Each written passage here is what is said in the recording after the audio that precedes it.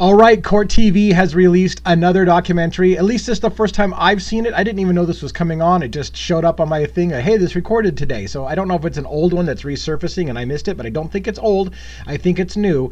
It is the case against Bryan Kohberger by CourtTV. So I'm going to go ahead and cover that in detail and give you my initial thoughts and my full reaction. I expect this video to be about an hour. In fact, I should probably turn on, and probably should have done this before I even went on the camera, to kind of give myself a timer to make sure that I don't go too ridiculously long. So there we go. I started a timer. We'll try to keep this around an hour. All right. So let me give you my initial thoughts, and then I'm going to break it down in detail for you. My initial thought is this: is it a hit piece or is it fair and balanced? Well, I wouldn't necessarily say it's a hit piece, certainly not on the level of the Dateline NBC, The Terrible Night on King Road. That was a horrendous hit piece.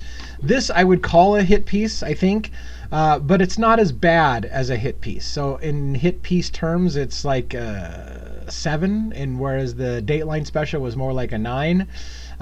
Maybe this, you could maybe give it a 6. No, it's a 7 hit piece. So, but to be fair, unlike the Dateline thing, they actually made an attempt to show some kind of presumption of innocence on behalf of Bryan Kohberger. Very small, very little, but a little enough to give it that not the level of the NBC special. So there's my first analysis. Is it a hit piece? Yes. Is it as bad as a hit piece as the Dateline special? No. Was there any shockers in this episode for me? Absolutely not. But there are lots of things that I want to talk about, things that piss me off. One of which I can tell you is I'm getting sick and tired of the narrative and the story about what happened that night changing every time a new documentary comes out. So once again, the details are changing on us. It's constantly changing. And so we'll have to cover, and I'll point out to you where I feel they have changed the narrative once again. So what's going to come out in trial? Who knows? Because the story changes. Little nuances to the story change every time someone tells the story. And to be fair, I want to get this at the top. To be fair, I'm not entirely sure CourtTV knows this case as well as I do, or as well as many of you do. A lot of you out there know this case better than I do. And so from time to time, I get details wrong, or I have to be corrected. Like, no, that's not the case. You know, this is the case, whatever. And sometimes I get them wrong. And so, to be fair, CourtTV has a lot of things that they're covering. This is not their main bailiwick. And so a lot of them, they may have rushed to camera with some things that they haven't fully vetted. You would want mainstream media to get it right, but they make mistakes as well. So I'll give them a little bit of a leeway to say that maybe they don't know the case as well as we do, or the narrative is changing once again. So let's get into this. I will say, by the way, as another observation of this film, there was some new footage, not new, better footage of the grub truck that night when Kaylee Gonzalez and Maddie Mogan are seen at the grub truck getting food. That was a razor sharp, crystal clear image of the two of them at the grub truck, along with audio that was crystal clear. And I say this because it's funny, because when Dateline came out with their episode, they had crystal clear, sharp images of the white Elantra that most of us have been seeing grainy footage of the white Elantra for years. Now, all of a sudden, all the videos that are coming out in the documentary are razor sharp with awesome audio, which we've been dealing with shitty audio, grainy audio, and trying to figure out what we're seeing, what we're hearing for years. But again, when you're mainstream media and you have a direct connection to law enforcement or the prosecution, you get leaked the good footage. And so I will tell you this: while that was some of the most crisp, sharp images that I have seen on the video of the grub truck, it doesn't change anything. Just like the video of the car that was much better shot, higher resolution in the video that we saw in the Dateline special, doesn't change, and suddenly it becomes Bryan Kohberger's Elantra. We don't know. We still don't know from the even better quality video that we have. Still don't know it's Bryan Kohberger's car definitively. Same thing with this. Nothing really changes, but it's just interesting to me that we keep getting better and better quality images, and we've all had to deal with shitty, grainy images and videos for years. So keep that with a grain of salt. Now, Who takes front and center in this documentary, the case against Bryan Kohberger? Guess who takes front and center at the beginning, all through, and at the end? Steve Gonzalez.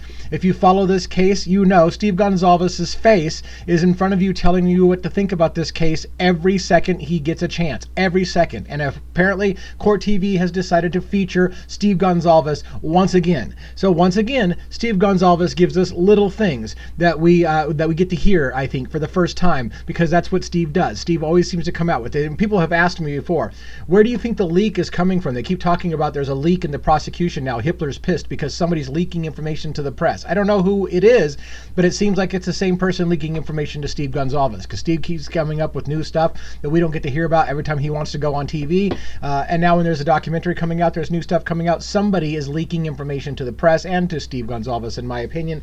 So just take that with a grain of salt. Steve Gonzalez is, again, front and center. They feature him several times. They bring him on all the time to give his opinions, and we know his opinions about Kohberger, but he's going to give them all throughout the show. That should tell you a little bit about whether it's a hit piece or not. But bear with me. I'm going to be fair. I'm going to tell you the things that they did good, because there's things that they did good in this documentary. So I'm going to point those out as well. I want to do a fair analysis, but you're here to hear my analysis, so you don't have to watch CourtTV's spin doctrination and give them the likes and the hits. Give those to me instead. I totally appreciate it. And also, like, I don't have a dog in the fight so much. I'm just trying to tell you an unbiased opinion. Now, granted, I do focus on the presumption of innocence until proven guilty, so I am going to kind of lean that way a little bit. All right, so once again, the episode makes it clear. This is the thing that changed in the Dateline episode, that Maddie Mogen is Kaylee Gonzalez's best friend. They point out, the Gonzalez family, Steve Gonzalez points out that these two girls were joined at the hip. They show a very, very young picture of the two girls. They've always been best friends. They've always been together. They're joined at the hip. This is the narrative we get again, which is funny because Dateline NBC wants to kind of tell us that Ashlyn Couch is Kaylee Gonzalez's best friend because it made really good TV to have Ashlyn's mother on there saying, oh my God, Ashlyn was supposed to be there. She was Kaylee's best friend. She could have died that night. Made really good TV. And I maintained that that was bullshit, that Ashlyn Couch was not Kaylee's best friend. They may have a better relationship than I thought. And Kaylee and Maddie may have had a period of separation where Kaylee wasn't living there at the house. Those things all may be true. But once again, here we are back with the narrative that Kaylee and Maddie are joined at the hip and they're best friends, BFFs forever. There is not a single mention in this episode about Ashlyn Couch. Keep that in the back of the mind when you keep talking about these documentaries.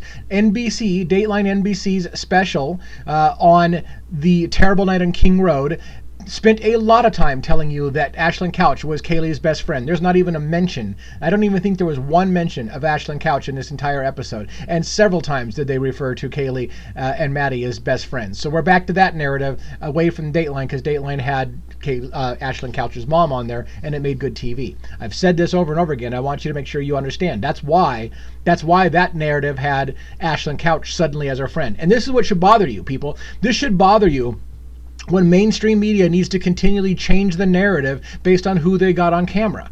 That should bother you. It should bother you that Dateline suddenly wants us to believe that Maddie and Kaylee weren't all that close and it was Ashlyn that was the best friend, and now we're back to Maddie again. That kind of shit should bother you. And it shows you that these people are not giving you unbiased shit. They're putting a spin doctrine on who they're going to get on camera, who they've made deals with, who they've...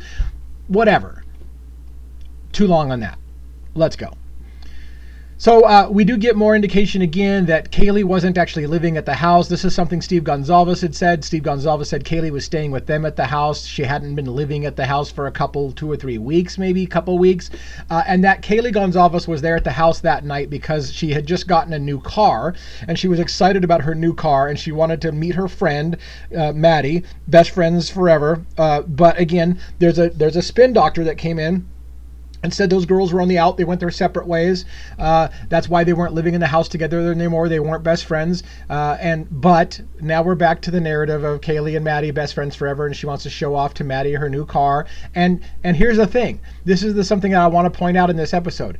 Kaylee has a new car and a new job and is starting a new life. Right? This is what she's so excited about. I got a new job in Texas that I've taken. I'm going to be moving away from Moscow, Idaho, starting my new life in my new job. I got a new car. I'm starting a new life. Now, again, from the perspective of motive, because juries like motive.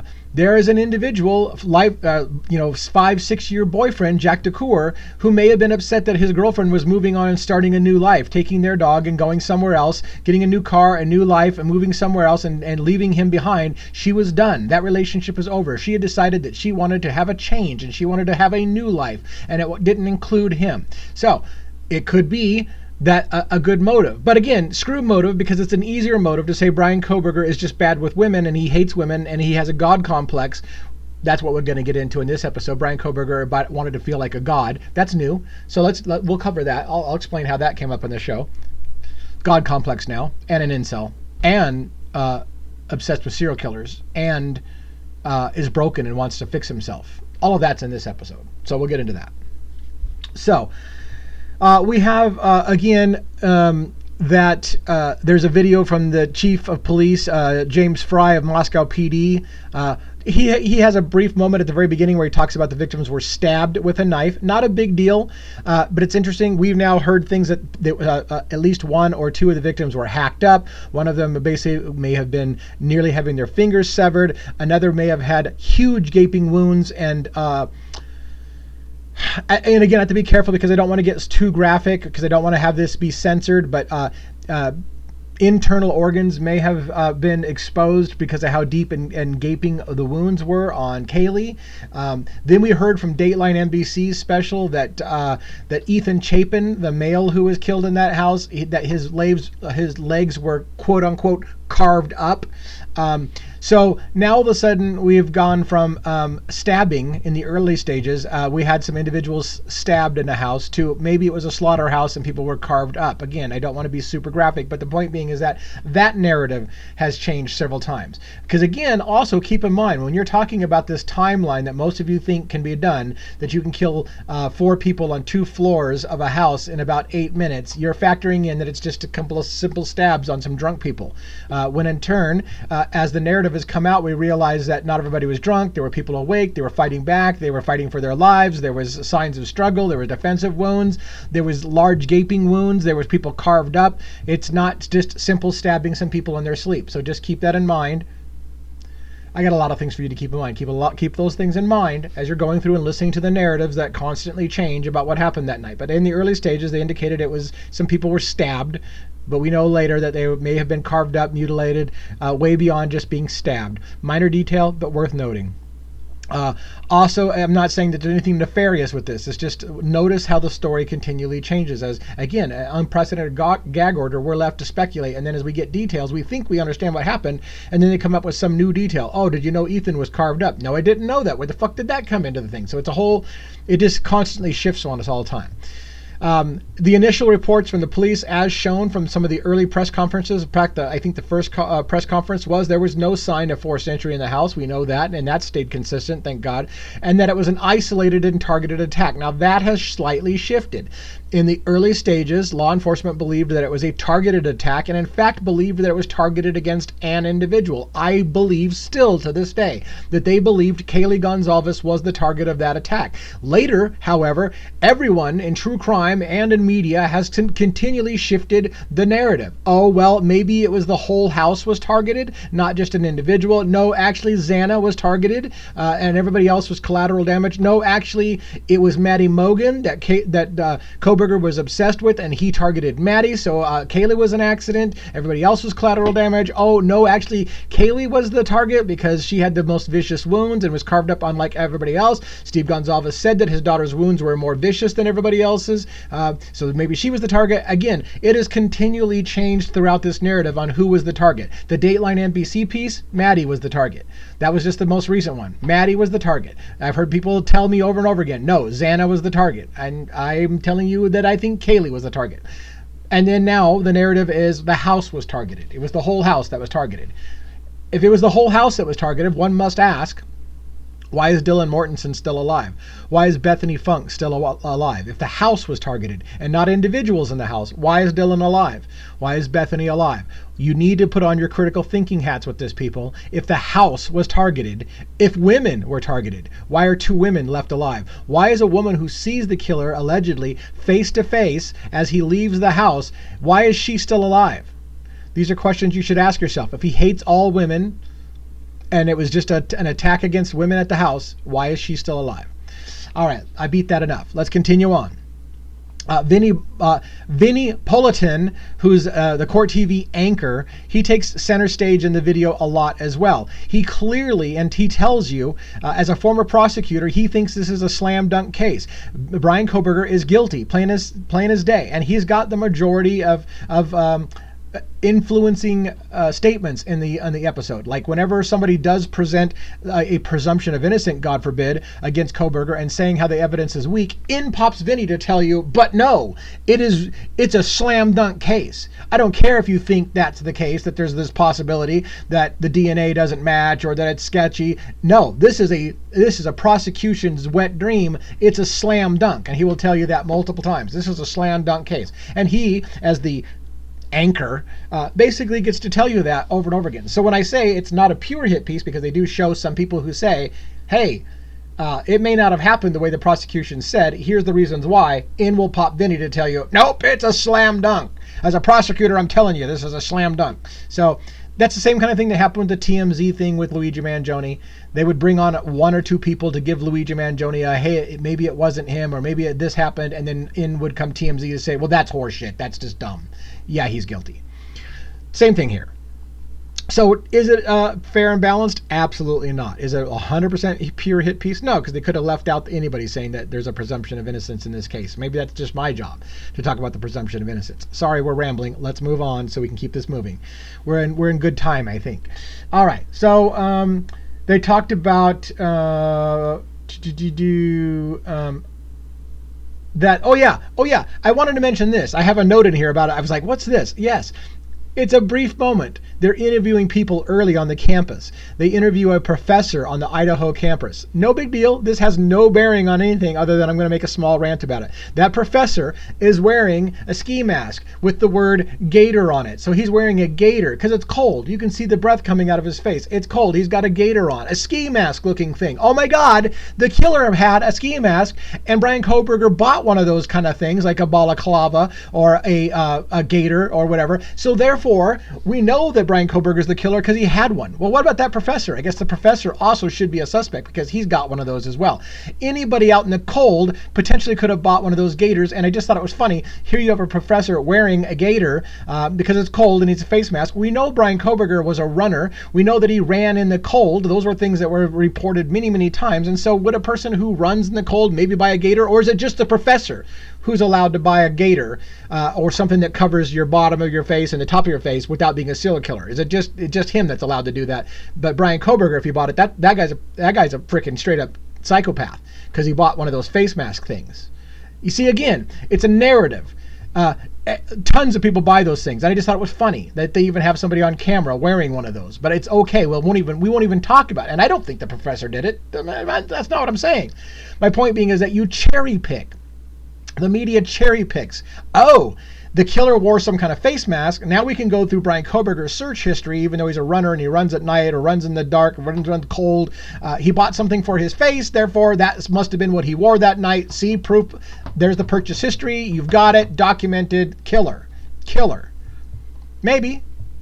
Or maybe you're cherry picking purchases because you that's enough.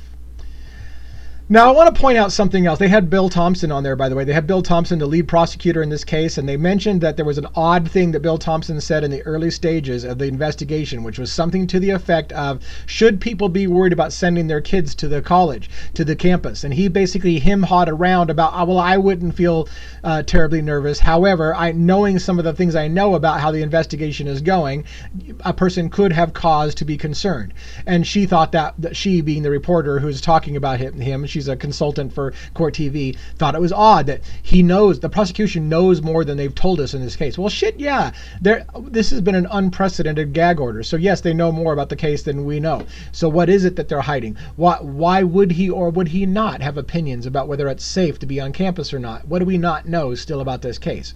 We won't know until the court, and then we won't know because it won't necessarily be televised, and then we won't know because whatever gets into court will be just what Hippler allows into the case, so we probably won't still know. But anyways, they just mentioned it. I thought I'd mention it. Now, this next part I'm hesitant to spend much time on, but I just want to say, lately I've been going live sometimes with Birdie Bombshell, and lately he's kind of stumbled upon the cryptocurrency thing. There's a million rumors about why the girls were murdered in that house that night, of which includes drugs and families turning state's evidence against people, putting somebody away in prison, and when they got back out, they killed the daughters in retaliation for putting people away and turning state's evidence. That's a theory. We've got Jack DeCour, the ex-boyfriend, who may not have wanted to let the love of his life go, and any of her friends that supported her leaving him, so maybe he wiped her out or had somebody wipe her out on his behalf. We got the Bryan Kohberger story, and whether or not he's a military guy with PTSD that was struggling and had all kinds of run-ins with the police multiple times, and may have just gone and done this thing because he's got mental issues. That's another theory. And now we've got the cryptocurrency thing. That's another theory. And there's more. There's the Greek row, the frat houses, the rituals of Greek thing. There's a million theories. And so the last thing I want to do is give you the 40 millionth conspiracy theory. Having said that, all of these things lead to reasonable doubt. If there's a million different people who might have wanted these kids dead or whatever, it does lead to reasonable doubt. But I don't want to go nuts with it. The reason why I'm doing that whole monologue about this whole thing is Steve Gonzalez is in a shot with a hat like mine. On his hat is Hex. What is Hex? Hex is a cryptocurrency. There are rumors going around online that Steve Gonzalez and the Gonzalez family were into crypto, and I haven't paid much attention to it until I saw in this particular episode Steve Gonzalez wearing his Hex hat. I recognized Hex as being the name of this crypto that he was supposedly involved in, and I'm like, oh God, like we have enough conspiracy theories already, but now I gotta look. So I did a little look. Yes, Hex is a cryptocurrency. It's a what do they want to call a blockchain, and it's associated with a Ponzi scheme. Some people think that Hex is a Ponzi scheme. What is a Ponzi scheme? I don't have time to explain it all, but basically it's one of those things that it only works. People only make money in this crypto as long as new people are buying into it. That's kind of what a Ponzi scheme is. You basically take new people's money and you pay old people profits, making it look like it's profitable, but you're only doing it because new people are buying in, and you kind of funnel those profits to the people who bought in early, and it makes it look like it's profitable when really eventually that Ponzi scheme is going to come crashing down, because at some point, as soon as people stop buying into it, it all comes crashing down, and people who bought in late are screwed. So the only people who work out, I said I wasn't going to not get into Ponzi schemes, and here I am explaining Ponzi schemes to you. But anyways, point being is that Hex is revolving around a Ponzi scheme, and the SEC, the Security and Exchange Commission, is looking into Hex as being some kind of sketchy investment. So Steve Gonzalez is right front and center with a Hex hat on. So he's involved in crypto. So I'm like, okay, well, I've always said follow the money. For now, we're going to put this aside. We don't need the 10th conspiracy theory, but I do always say follow the money. So I would be remiss to not tell you that I noticed Steve Gonzalez's hat saying Hex into crypto coin, and I happen to know there are rumors about him losing a shit ton of money in crypto, and that this may have been some kind of retaliation for something that Steve Gonzalez did in the crypto world. My God, we have enough conspiracy theories about this, but I have to mention it because I believe in follow the money, so stay tuned.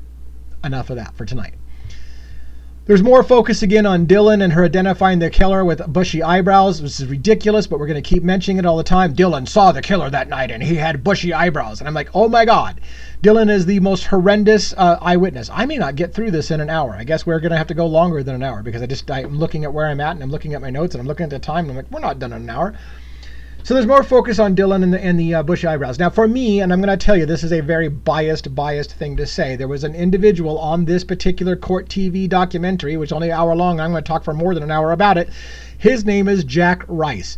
Jack Rice is touted as a criminal defense attorney. Shame on Jack Rice. That's my personal take. Shame on Jack Rice. He's a criminal defense attorney, and all he does during this entire episode, in my opinion, is brag about how Bryan Kohberger is the guy and how he looks giddy with excitement every time that he comes in to comment about what they've got on Bryan Kohberger. And I'm like, why do you have a defense attorney, a criminal defense guy, coming on and acting giddy with excitement that they've got Bryan Kohberger?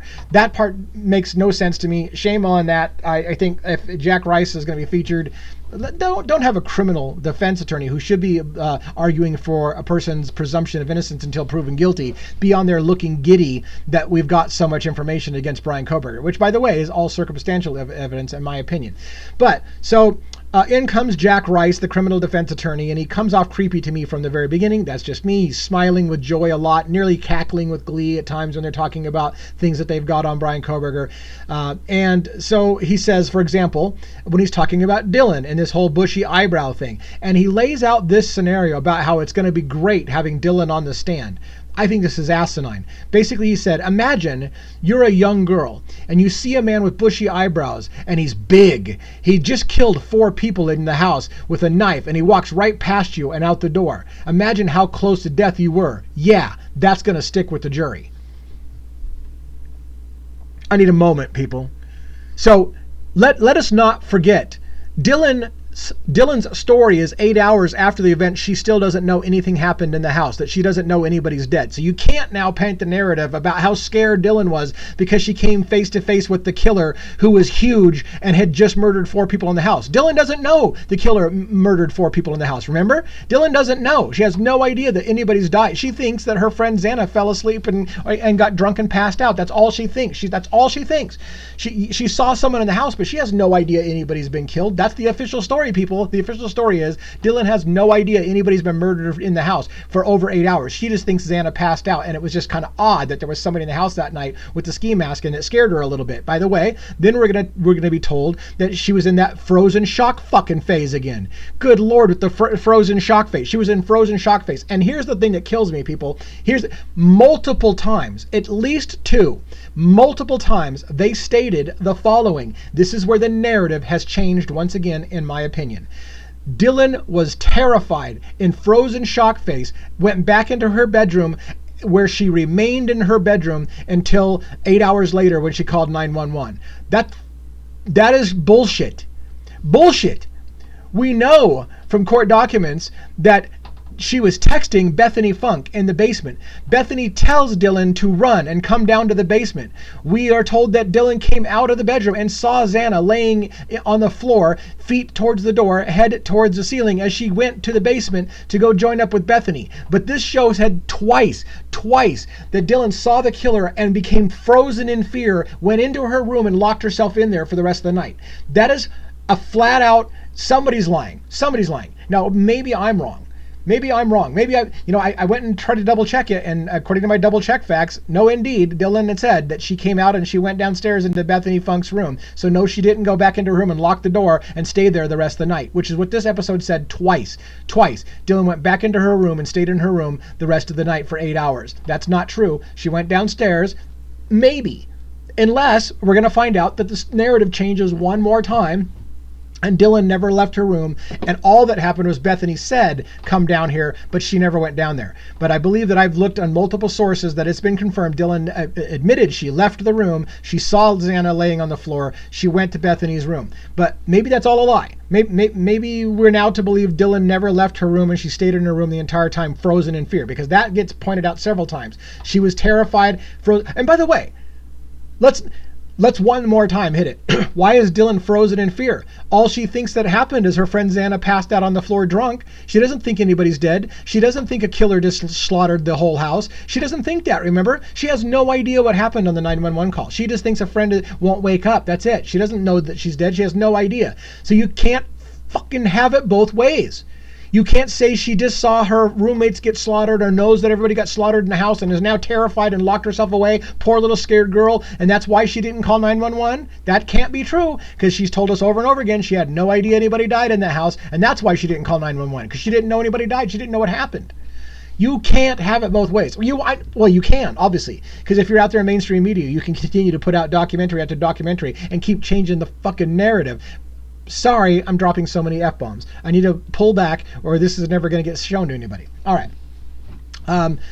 So then he says, yeah, it's going to play well with the jury that she came so close to death. I think honestly, I think if they put Dylan up on the stand, it's a huge mistake on the prosecution, because the defense is going to rip Dylan to shreds.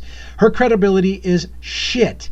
I can't even believe that this show thinks that Dylan being on the stand is going to be a good thing. In fact, in my non-legal opinion, I'm not an attorney, I'm not an expert, but in my non-legal attorney, the prosecution would do a hell of a lot better, in my opinion, not calling Dylan to the stand. Because if you call Dylan to the stand, then we get to question a whole bunch of the details about what happened and what she really did see and what really happened that night and why the 911 call doesn't make sense. Because if they don't bring her to the stand, then maybe the judge won't allow the defense to question the conflicting stories. But if they bring her on the stand, it's going to be field day for the defense. If I were them, I think I'd be rubbing my hands like, oh yeah, please put Dylan on the stand. Please call Dylan to the stand, because I will shred her ass on the stand. She's not credible at all. She had to be coached by the prosecution and law enforcement to finally give up the whole bushy eyebrows thing. And she still couldn't identify Bryan Kohberger when shown Bryan Kohberger's face. For God's sake, yes, bring her on the stand. If I was the defense, I want Dylan on the stand because she's toast. But this guy in this episode, this Jack Rice defense attorney is like, oh yeah, that's going to play well with the jury. I don't know what jury you're thinking of, but I don't see a jury thinking Dylan Mortensen is fucking credible. I said I was going to stop the F-bombs. Again, I've heard people tell me that they can't respect me for dropping F-bombs. So find another content provider. I'm sorry. I'm going to drop F-bombs from time to time, and I will try to slow it down. But I'm not doing well at it. I've already dropped like 6. All right. So let's go on. Then they have Chauvin Scott. I think that's how you pronounce it. Chauvin Scott. She's a psychotherapist from Portland. Her job in the episode, this documentary, is to do what a lot of people do, which is to have a profiler come on and tell you that Bryan Kohberger meets all the classic definitions of somebody who would do this kind of thing. So now we have a psychotherapist from Portland, Oregon, who's going to come on. I think it's from Oregon. It could be Portland, Maine, but I think it's Portland, Oregon. She's going to come on and she's going to tell us all the reasons why Bryan Kohberger is a killer and why he fits the therapy or the profile. So she comes on and she says, one of the quotes, some people, when they're frightened, she's talking about Dylan Mortensen now, so she's going to build a profile not only of Bryan Kohberger and why he's the killer, but why Dylan acted strangely in the way that she did. Well, some people, she says, when they're frightened, they shut down, they isolate and hide. So that's why she went back to her room and closed her door and stayed there the rest of the night. It's not what happened, but that's the new narrative. Dylan went back into her room and didn't come out of her room for 8 hours because she was terrified, and that's what people do. Some people, when they're frightened, shut down and isolate. By the way, we know that's not true because Dylan was on social media. She was texting, she was calling, she was making all kinds of things on her phone, on social media for hours after the events happen at 4 o'clock in the morning until 8 hours later when 911 is called. It is bullshit that she's frozen in fear, isolated herself, and locked herself in the room. There is no other way I can see this, people, but that's a flat out bullshit lie. That's not what happened. It's what we all know didn't happen. There's too much evidence to suggest. We know, we've seen, it's been admitted into court records that Dylan was on the phone on social media, texting and calling people, taking pictures, doing all kinds of stuff. We know that's a fact. It's been admitted into the court records. So she's not frozen in fear, locked in her room like a scared little child because she just saw her house murdered. Remember, she never saw anything. She doesn't know what happened. My God, can we get the story straight? No, we cannot. All right. So then we talk about, if she had been drinking. This is what the psychoanalyst Chauvin Scott says as well. If she had been drinking, she probably shut down because she didn't know what to do. Again, Dylan did not go back into her room and lock herself in there for 8 hours because she was terrified and didn't know what to do about the fact that her friend was unconscious on the floor. Because again, she didn't know there was murders. So you can't, my God. I can't even, my God. You can't have it both ways, but you want to have it both ways. So anyways, they focus on the DNA. Then they spend time focusing on the DNA. This was a big thing. Boy, that Vinny, the anchor of the show, really, really loves the DNA is a slam dunk. This is what he refers to it. This is it's a prosecutor's slam dunk. This case is over, according to Vinny, because of DNA. Over because of DNA. Now, to be fair, they have another specialist come on during this show that says, I'm not concerned about the DNA at all. The DNA is not going to factor into the case. Which one is it? Even in your own documentary, you got a person saying, this DNA is a slam dunk. Bryan Kohberger is done. There's no question. His DNA is at the scene. End of story. Then they got an expert that comes on and tells you how the DNA gets to the scene is completely sus. There's a million ways that DNA could have gotten in the scene. It doesn't prove anything. It doesn't prove that he even touched the item. It doesn't even prove that. And then cut back to Vinny. It's a slam dunk. Slam dunk. It's like, I don't care what our own people come on to do the counterpoint. It's wrong. We're going to respin. This is a slam dunk. DNA proves everything. By the way, prosecution doesn't even want to rely on DNA. They don't want to talk about the investigative genealogy work that was done to tie Kohberger to it. They said it's immaterial at this point. Doesn't matter. The PCA, the probable cause affidavit that was used to arrest Bryan Kohberger, we don't need that anymore. That's immaterial. So we've got a bigger case. We've got all kinds of evidence that we don't need to dive into the DNA, and we don't need to dive into how we got his name and how we arrested him in the first place. Those things now the prosecution act like are not a big deal, which is funny because CourtTV is saying it's the DNA that's going to make this case a slam dunk. The one speck of DNA the size of a grain of sand is the slam dunk in this case. We'll get back to the DNA perhaps in a little bit, but let's talk about Jeremy Regan now. So there's an individual by the name of Jeremy Regan. I don't remember Jeremy Regan from before, but apparently he's a neighbor who lives near the 1122 King Road residence. He's a guy that early online sleuths, and that's what they spent a lot of time doing as well, is shaming online internet sleuths like myself. You people in the basically the true crime community should all be shamed of yourself for looking into crimes because you're not qualified to do so. In fact, they even have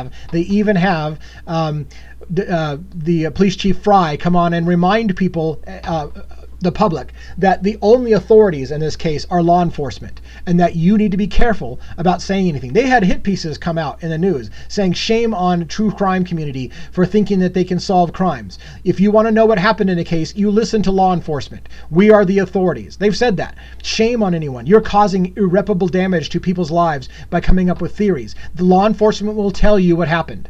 Law enforcement will tell you what happened. So remember, according to Fry, you must realize we are the authorities, not you. You in the internet community are not authorities. We are the authorities. We will tell you what happened.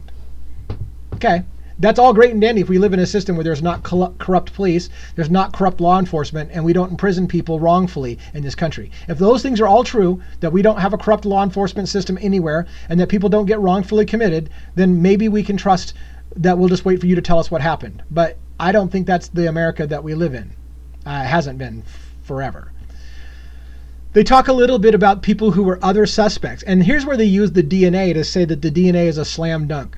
They pointed out in the episode that there were other suspects. They mentioned Jax and Jakes. Jack DeCour, ex-boyfriend of Kaylee, they mentioned him as an early suspect. And Jake Schreger, boyfriend of Maddie Mogan, they acknowledge him as an early suspect. But here's the thing, people. Here's the thing they tell us. That DNA on the knife sheath was a single source DNA. Holy shit. It's not just DNA, they say. It's not just DNA. It's single source DNA. And what that meant to them is because the DNA was a single source DNA was found on the button sheath of a knife at the scene, that means, according to what they suggested in the documentary, everyone else can be ruled out. That DNA doesn't match Jack DeCour, so he can be ruled out. It doesn't match Jake Schreger, so he can be ruled out. They basically said that. They said the DNA is a slam dunk because it's single source. They could quickly rule out other people. That's what they said. We could quickly rule out other people. So because the DNA doesn't match Jack, he's ruled out. Now, I don't know that that's really what happened. Let me be fair. I don't know that Jack DeCour was dismissed simply because his DNA didn't match the button sheath knife DNA. I don't know that that's the case, but that's certainly what they hinted. They hinted that these people were ruled out because they didn't match the DNA on the knife sheath. That is horrendous detective work if that's how those people were ruled out. And in addition, they made it sound like again, that there was no question with the DNA because it's single source DNA that means Bryan Kohberger is the killer. And again, it's not. They even have somebody come on to tell us why that's not the case. All right. So and then they stated, they reminded you, Jack DeCour and Jake Schreger have been cleared by the police. Therefore, they tell you they are innocent. Again, this is on the presumption law enforcement is the authority, and if law enforcement tells you somebody's cleared, they are cleared. They are innocent. And if law enforcement tells you somebody is guilty, they are guilty. Because law enforcement is the authority. This is the message they want to share. This is the message they're sharing with you multiple ways. Law enforcement is the authority. Anyone who comes out with their own theory, you are not an authority. we will tell you what happened, and we will tell you who's been cleared. And if we tell you somebody's been cleared, they are innocent. Again, let's not pay attention that we have wrongful convictions in this country, that people get sent to jail for things they didn't do, and that they get let out later on and somebody new gets convicted. I don't know how that happens, because that other person, the new person that gets convicted, they were cleared at one point. They're innocent. Law enforcement told us they're innocent. So if they got cleared, how did they go back? I don't know why I would have to explain that. I don't have to explain that. You know this. I'm beating a dead horse. We should have a horse thing. Maybe I'll find a horse gif and put it on here and just beat the fuck out of the dead horse whenever oh my gosh. Maybe I need to edit some of the F-bombs out. I'm thinking about that. All right. So they shame the true crime community. They talk about the white Elantra. Oh, the white Elantra. This was great. So they suggested that once they realized it was a white Elantra that was at the crime scene, they started to gather all the evidence of white Elantras in the area, Moscow and Pullman, I presume. They're looking for all of the white Elantras in the area, and then they find that there's a white Elantra belonging to Bryan Kohberger that was involved in a couple of traffic stops. They seem to hint, in my opinion, this is how they discover Bryan Kohberger's name, because they ran all white Elantras in the area and found that Bryan Kohberger had been stopped a couple times. And here's the creepy part, in my opinion. In comes Jake Rice, the criminal defense attorney, and he's like cackling with joy. And he gave Bryan Kohberger, on a previous stop on his vehicle in the white Elantra, gave the police officer his phone number. And now we have all kinds of ways to get you. That's basically what he said. Now that we have his phone number, we have all kinds of ways to get you. So he was like giddy with glee that Bryan Kohberger was dumb enough to give a police officer his phone number, because once they have Bryan Kohberger's phone number, they can start looking for new things. And so they used his phone. Now that we have Bryan Kohberger's phone number, we can use that phone to find out what. We found out that, hey, his phone goes offline at 2:27 in the morning the night of the murders and doesn't come back online, I'm doing this from memory, until 4:48 a.m. in the morning. Oh my God, he's the killer. His phone goes off because he was dumb enough to give us his phone number, and now we can trace his phone and we can prove that his phone was off during that time. Now, I'm going to find a dead horse. Hopefully I'm going to have this edited tonight, and I'm going to have the beating the dead horse. And maybe I'll bleep out or cut out a couple F-bombs. But anyways, so again, let me make sure that we're clear about this. Bryan Kohberger is a mastermind PhD candidate in criminology, studies forensics, cloud-based forensics in particular, and isn't smart enough to leave his fucking I will bleep that out, I think. His freaking cell phone at his apartment when he goes to commit a murder. He's not smart enough to leave it there. Wouldn't that be a decent alibi? I mean, it's not a great alibi, but if you left your phone at home in the apartment, couldn't you argue, I was home all night. My cell phone should show where I'm at my house. No, he's dumb enough to take his phone to the crime and turn it off just before heading to the crime scene and turn it back on just after leaving the crime scene. He's dumb enough to do that instead of actually providing an alibi for himself, like just leaving the frickin' phone on the nightstand. What does he need the phone for? If he's going to commit a murder? And why wouldn't you establish yourself an alibi? Hell, why wouldn't you find a friend to say, hey, can you take my phone with you to the bar tonight and just kind of hang out there? If you wanted to, I mean, granted, there's cameras, but the point being is that wouldn't you make an effort somewhere? Oh, he doesn't have any friends. Oh, I'm sorry, guys, I forgot. Bryan Kohberger has no friends, so he can't do something like that. And he thought he was smart, but he obviously wasn't very smart because he took his cell phone with him to the crime scene. Okay. All right. And they did point out, they did have a specialist come on, and we're at 17 minutes and we're going to be at an hour. We had a specialist come on and remind us, by the way, that just because his phone isn't pingable during that time doesn't tell us exactly that he turned his phone off. It could be that his phone was in airplane mode. It could be that his phone's battery died. It could be that he went out of cell tower range and couldn't be pinged for that time. They admit that, but then they'll cut back to somebody saying, this is a slam dunk case. That's not what happened. He turned his phone off because he's a moron. Anyways, so and then here's what they say. They said, so not only do they now know that he turned his phone off, but here's what they also found out about his phone. He says they find out that he's been to Moscow, Idaho on 12 separate occasions. I need the horse. I used to go to school in Pullman. There's nothing to do in Pullman, Washington. There's hardly anything to do in Moscow, Idaho either. Those places are kind of dead places, but people frequently go between Moscow, Idaho and Pullman, Idaho because it's the only thing around. And there's things to do in Moscow that you can't do in Pullman and vice versa. So people frequently go between the two schools. They're 12 miles from each other. They literally are like, he's been to Moscow, Idaho around that house 12 times. Something else they say, that's not something easy to explain. Hell yeah, it's easy to explain. I had to have gone to Moscow, Idaho 20 times. I'm not a killer. It's not hard to explain why you're in Moscow, Idaho. Everyone in Pullman, Washington ends up in Moscow, Idaho, in my opinion. Everyone. It's asinine to suggest that you've got some explaining to do on why you ended up in Moscow, Idaho. No! The college campuses touch each other. There's no explanation needed. It happens all the time. And he adds, you better have a good reason. No, you don't need to have a good reason. Everybody goes there. Then we find out, by the way, not in this episode, but we found out in other places that Bryan Kohberger had gone to an ATM within that 150 meter range or whatever from the King Road residence. He was at an ATM, and we know he was an ATM. They pulled records of the ATM. Bryan Kohberger was in Moscow, Idaho, pulling out cash. They've got pictures of him on camera pulling out cash. So Bryan Kohberger uses an ATM in Moscow, Idaho. Well, he better have a damn good reason to be in Moscow, Idaho, pulling out cash from his ATM. That's a decent reason. Maybe, again, the narrative, people, is disgusting. And most people will buy it. Like I realize that not everybody lives in Moscow, Pullman area, but it's just stunning how many people keep repeating there's no reason for Bryan Kohberger to have been at that other campus. It's proof to them.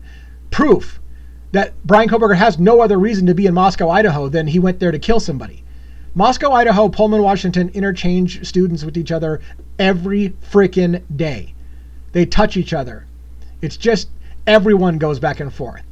If you don't understand that, you need to go, for God's sake, go to Pullman, Washington, and then walk to Idaho. You'll be fine. They're interchangeable. So we have Julia Janae, a CourtTV legal correspondent, who pops in saying that they found him. So she's talking about the arrest now in Pennsylvania. That's where I'm heading now. So now we're talking about the arrest in Pennsylvania and how they found him when they arrested him at 1:30 in the morning, standing in his parents' kitchen. And she literally makes it sound like it's suspicious. Like he's just standing in the kitchen at 1:30 in the morning. My God, I'm up at 2, 3 o'clock in the morning on a regular basis. Am I suspicious because who's up at 1:30 in the morning? The asinine narrative on these things. We're going to keep going.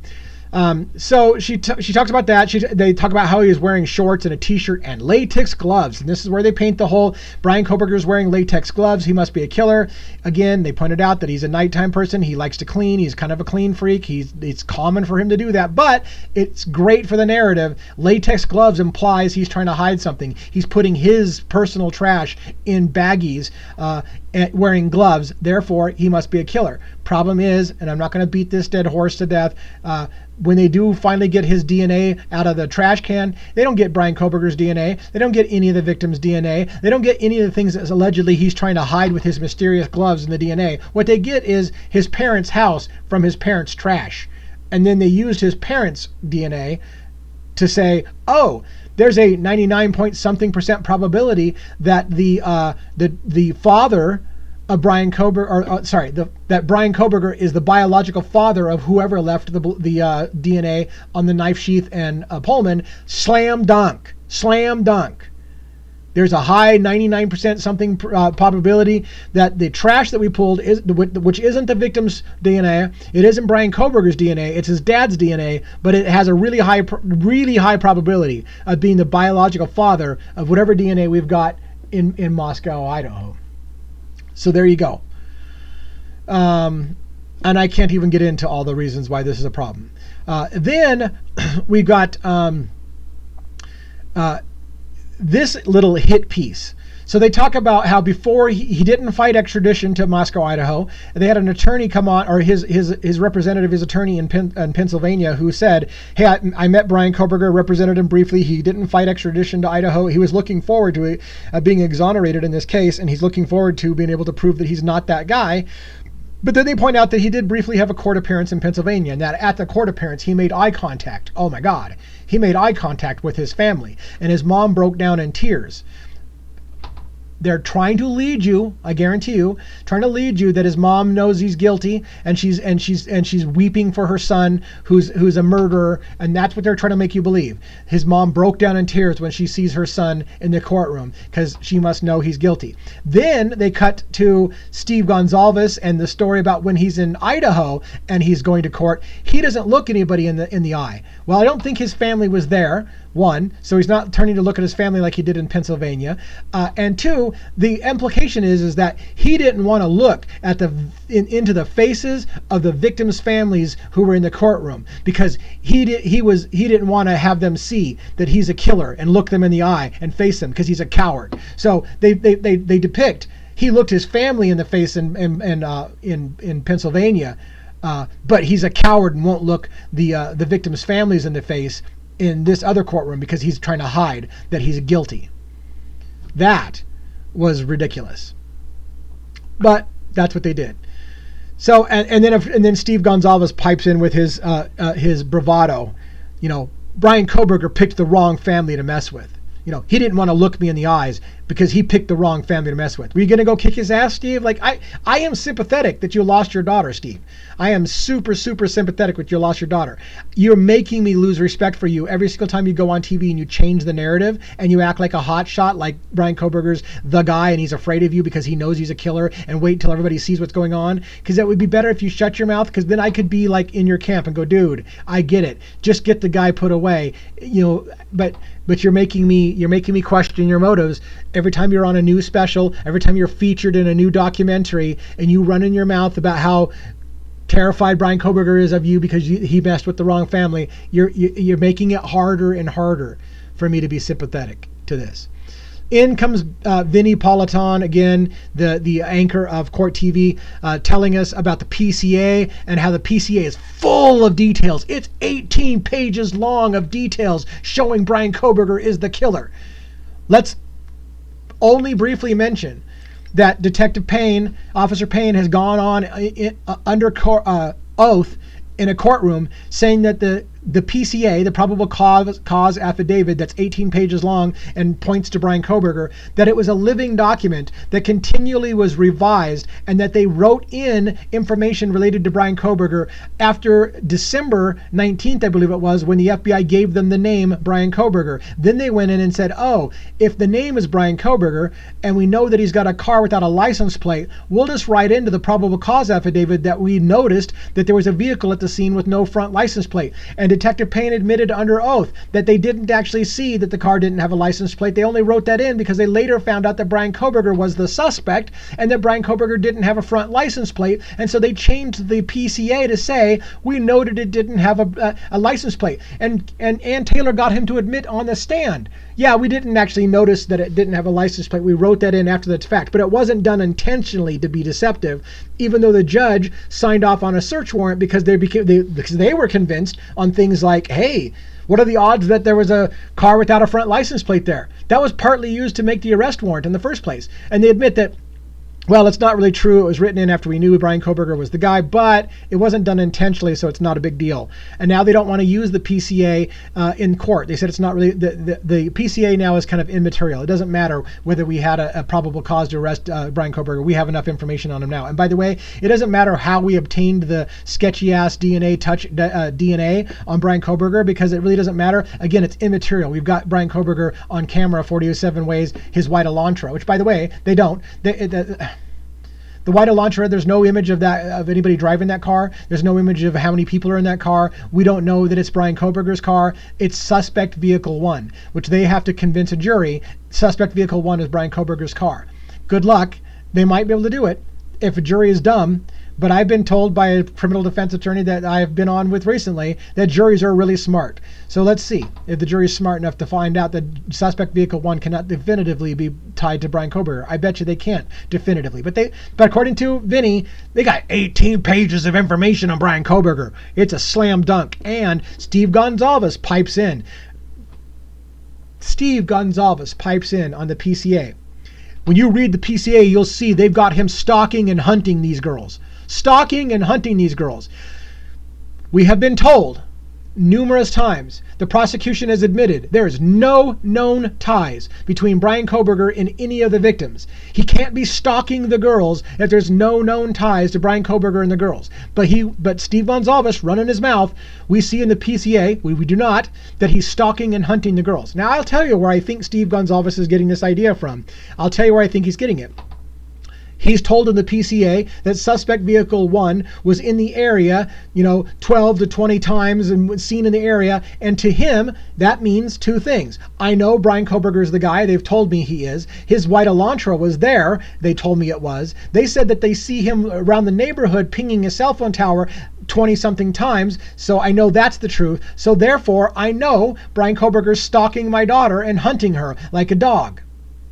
That's the leap, I think, and I don't necessarily blame Steve Gonzalez, except for when you get him on camera and he tells you, oh, the PCA shows he was stalking and hunting the girls. No, the PCA suggests that suspect vehicle 1, which may or may not be Bryan Kohberger's, may or may not have pinged off of cell towers a number of times in Moscow, Idaho, like a million phones ping off the cell tower in Moscow, Idaho. But you will run with that because somebody in law enforcement, I believe, is telling Steve Gonzalez inside information all the time and saying, look, dude, the guy's Bryan Kohberger and we know it and we're going to get him, Steve. We're going to get him. That's what I think's happening. I think Steve Gonzalez has a friend inside law enforcement who's been telling him, Steve, we know who it is. We're going to get him. And then Steve runs his mouth to the media every chance he can to say, they know who it is. They've got him. The question is that insider law enforcement, I realize law enforcement doesn't lie and they don't plant evidence and they're always right. They are the authorities. And if they tell us something's the truth, it is the truth. I get that. So we're almost at an hour. So I'm going to go a little long. I'm looking ahead. Oh God, I got another half hour to do. We may have to break this into multiple videos. We'll see. So in comes Sarah Azari, criminal offense attorney. She's going to provide some counterpoints. Hey, you know what? Bryan Kohberger might have a presumption of innocence until proven guilty. I've heard that's kind of the law in this country. So Sarah Azari comes on and she says, in this case, there is no presumption of innocence for Bryan Kohberger. He's being presumed guilty and it's disgusting. 100% agree, Sarah. 100% agree. So a true, in my opinion, criminal defense attorney is, oddly enough, believing in the presumption of innocence until proven guilty. Unlike Jack. Was it Jack? Who was that guy that we were talking about? Rice. That other defense attorney who was in there cackling with Jack Rice, who's cackling with glee. They've got him. They've got him. That's a criminal defense attorney. No, I think Sarah might be a more apt criminal defense attorney because she actually says, this is disgusting. There's no presumption of innocence for Bryan Kohberger. It's disgusting. She practices law in Los Angeles. She's an analyst for News Nation. She's also on a podcast, a host of the podcast Presumption podcast. She believes in the presumption of innocence, for God's sake. I know that's horrible, and she should probably listen to law enforcement because they're the authorities in the matter. And if they tell you something, they're the ones who know what happened. They're the authorities, for God's sake. So, but anyways, apparently Sarah doesn't take that as face value. But anyway, she says, not only has the public decided that he's guilty in this case, not only has the public decided Bryan Kohberger is guilty, but they also have concluded already that the death penalty is what he should receive.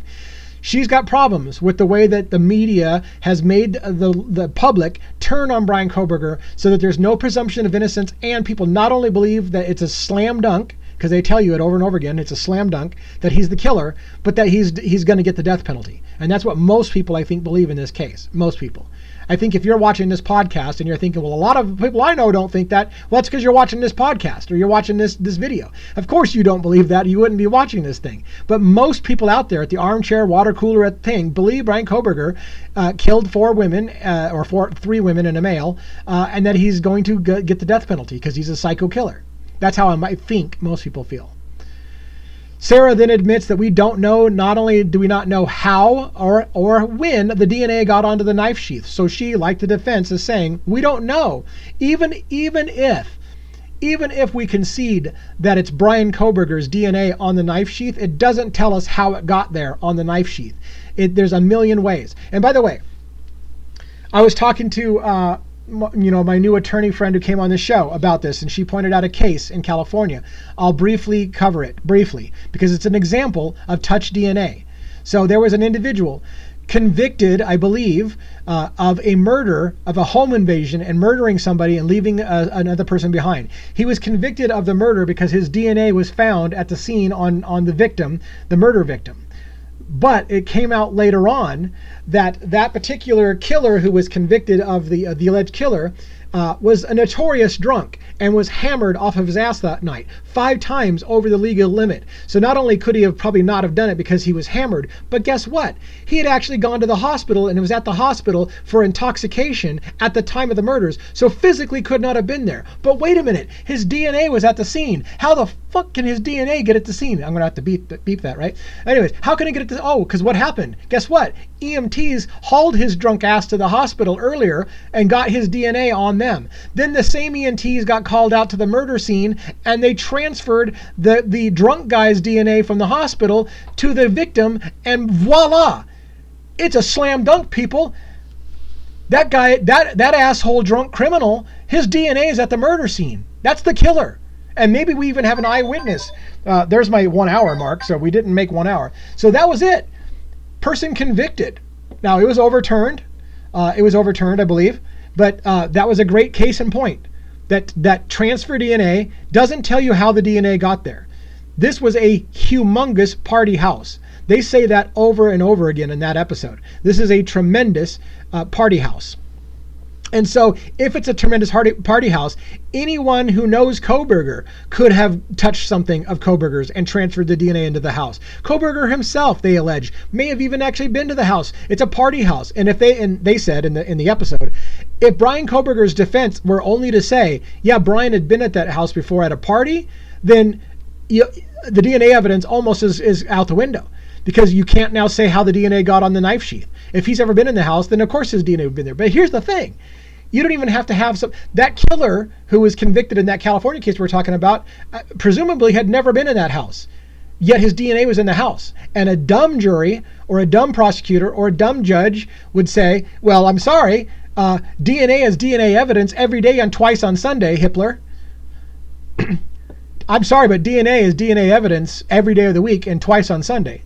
That's a quote from Stephen Hitler. So if you're that kind of judge, then you don't see the possibility of transfer DNA. They also had a forensic specialist, Tiffany Roy, come on talking about how DNA can get transferred from scene to scene by somebody who's never even been to the crime scene. We've covered that pretty good now. But it was mentioned in there. And then in pops Vinnie Politan again to give the counterpoint, which is, he says, Kohberger has to be guilty. Everything points to it. We know that there was a white Elantra at the scene, and oh my God, Bryan Kohberger drives a white Elantra. And Vinnie says, I don't believe in coincidences. That's enough for Vinnie. The killer allegedly drove a white Elantra there. Kohberger's DNA is at the scene and he drives a white Elantra. That's not a coincidence. I don't believe in coincidences. I'm a prosecutor. That's enough to prosecute somebody. Now we're at 1 hour. And I have more to say. I'm going to go ahead and wrap this episode up at the 1 hour mark because we're now pushing into hour plus and it's a bit long. And I'm looking at my notes and I feel like I've got a good half hour left to go. So I will continue that rant in a separate episode because I want to keep this a little smaller, bite-sized chunk. So stay tuned for part 2. We'll wrap up my thoughts because maybe I'll give myself a time to go on a little rant at the end. Have I gone on enough rants enough? And I need to do some editing with that beating a dead horse gif. I need to get that in there somehow and maybe muting a couple F-bombs. So stay tuned for part 2.